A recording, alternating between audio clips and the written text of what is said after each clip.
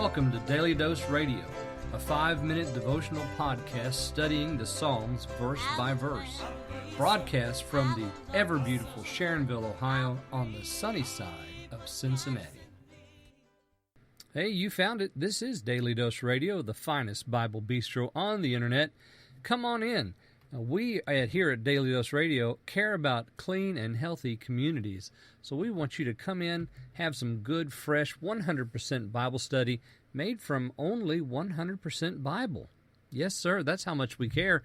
And so this week we're looking at Psalm 16. Psalm 16 is our focus this week, 11 verses. We're going to do all 11 verses this week, so I hope you'll join me for every episode. Today we'll be looking at verses 1 and 2.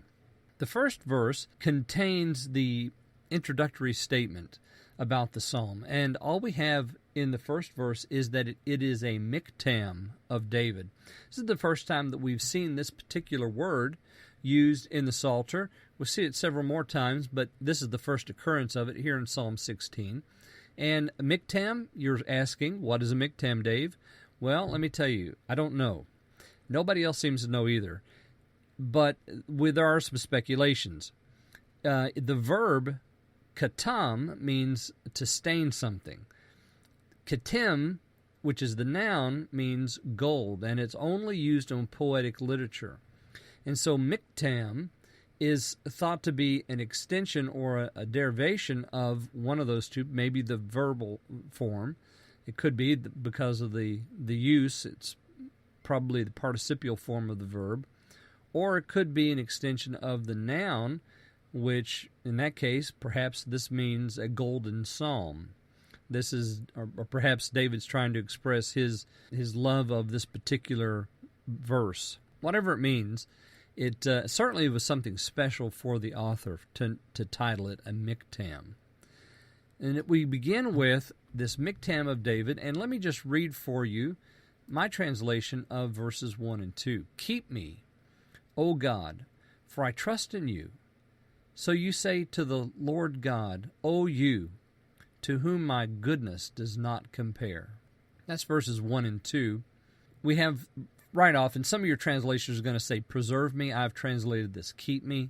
Some maybe will have save me or guard me, perhaps. The idea is like the king being surrounded by bodyguards. That's the idea here. To keep me in, pin me in, keep me, because I trust in you. So there's a reason for God to do this keeping work.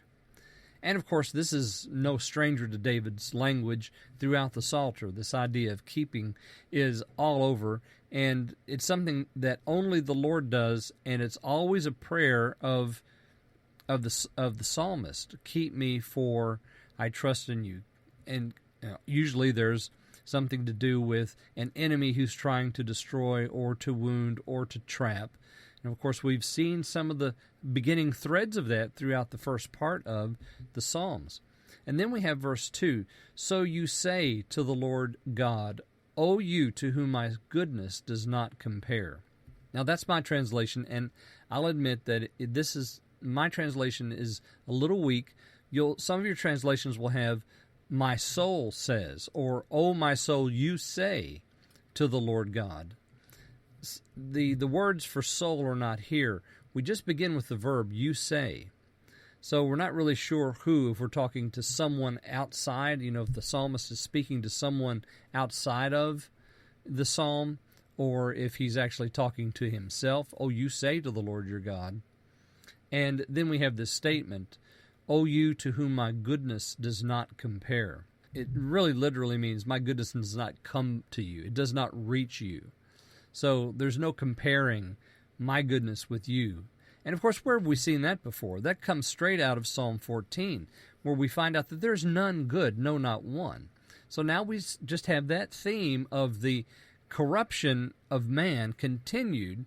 So when we compare ourselves to God, our righteous deeds are nothing more than emptiness. They're vanity. They're filthy rags, as Isaiah said. So we have here him saying, now you say to the Lord, to whom my goodness does not compare. He sets us up for God being exalted over us. He's greater than we are. His righteousness and goodness are more than we can even possibly understand.